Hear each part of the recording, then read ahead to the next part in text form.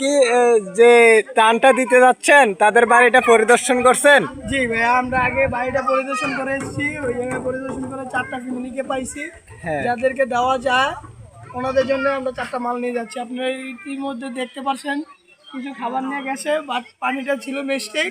আমি এই পানিটা নিয়ে যাচ্ছি, সবাই দোয়া করবেন ওনাদের জন্য এবং কি আমাদের জন্য। ওকে গাইস, দেখেন ওরা কোথায় যায় দেখেন। এই যে কি রাস্তা দেখেন, অনেক মানুষ, এরা বন্যা কবলিত। এই যে দেখেন পাশে, এই যে পাশে নদী, আর অনেক পানি ছিল। এই যে উনি হচ্ছে বিড়িখুর, একটু পরে পরে আসে বিড়ির জন্য। এই যে একে দেখে রাখেন, কিন্তু এখানের বাড়ি এখানে সোনুয়া, বাঁশখালী।